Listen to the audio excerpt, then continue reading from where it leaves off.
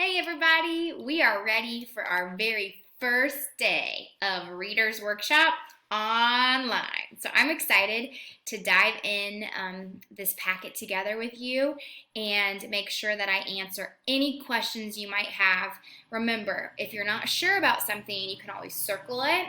And when I call you this week or when you can always message me, we'll go through it together. So I don't want you guys to feel lost or confused.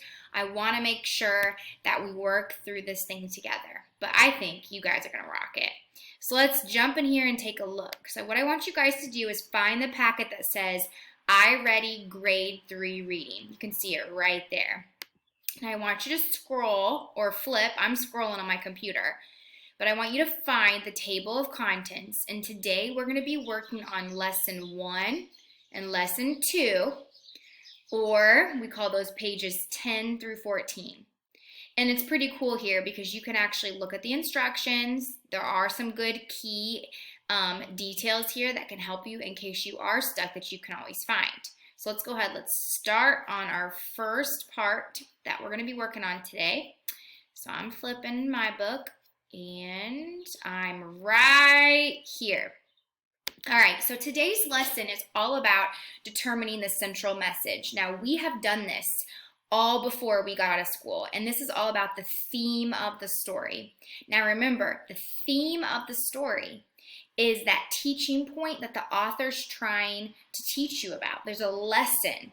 There's something that these characters are going to learn. So as we read these stories today, I want you to be on the lookout for lessons these characters could learn. And that brings me, before we jump into the story, I actually want to show you guys an anchor chart that we actually did this in class. So I know we can't pull up my exact anchor chart, but it's pretty darn close. And look what this says. When we think about theme, we think about the theme of a story, which is the message. Remember how I always show you guys how the word theme is in that? And it's the lesson or the moral the author wants you to learn. And when we read a story, we're going to ask ourselves two questions. We're going to say, what did the author want us to think about? And where does it show up? And that's important today because characters are going to show you the lesson, but you got to be on the lookout for those different things. Here are some common themes that we see a lot. I got a big list of them here. And ask yourself at the end of each story or picture, what idea stays with you and do or how do the characters grow? Sometimes these characters, they change. And we got to be on the lookout for how they change and why they change. Remember the tortoise and the hare? That's kind of our mentor text that we keep going back to. There is not just one theme to that story. Remember, the tortoise learned to not give up. And the hare was learning, don't brag. Don't be boastful. He was really cocky and he actually lost the race. The tortoise didn't give up. And even though the tortoise was getting beat so badly, the tortoise never had a bad attitude and kept persevering. That's that word here, perseverance. So today is going to be all about the theme. All right, I think we're ready to jump into this. I'm pretty excited about it. I'm going to exit out of here so that we can jump into the story. So here we go, Lesson 8. Now it starts with a little cartoon here, and this will be a warm-up for us today. So take a peek at these pictures. Notice what's happening in the first one. Look what he says. Don't let go of me. Uh-oh. Notice her hand. And then I can do it. Wow. This character, just by looking at his face, has changed. Do you see how?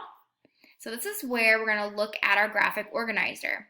Now, boys and girls, this is just like our Wonders book or our Reader's Notebook where you're able to go into it and use your pencil and write exactly so you can organize your thinking and organize your thoughts. So I'm going to do this with you to kind of get our brains thinking about it. So when we talk about the key details, you're thinking through what each of those pictures is showing you. So in the first picture, what do you notice in the very, very first picture? What do you see there? Okay, go back and look if you need to go back and look at it. So in the very first picture, you can see that the boy, oops, my text went away. The boy looks scared, doesn't he? He looks scared riding his bike. So we can get a short sentence there. All right, let's look at the next picture. Go back and flip if you need to go back and flip for it. What do you see? The woman takes her hand off the bike. I'm going to put an exclamation there because, oh my gosh. I'm going to add a little bit there. What does he look like when she takes her hand off? He still looks scared, doesn't he? He still has that scared face. Exactly. And that third detail, the third picture, and go back and look if you forgot, you can see the boy realizes that he rode the bike all by himself. Oh my goodness. How does he look there? That's where I'm going to add his feeling right there. He looks happy. Yeah, he doesn't look scared anymore. He was like, I did it. I actually did it. And let's look at the central message, okay? So you might have to move up your paper a little bit. So the central message, remember, that's the theme. That's the message. We're thinking about how are these characters changing and what have they learned. So there's not only one right answer. That's my favorite thing about the theme. It's not just one answer. You have to be able to support your answer with evidence. So this is where, think through, what's this boy learning?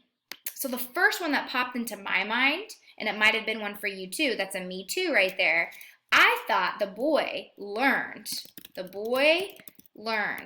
that he can do anything if he believes in himself.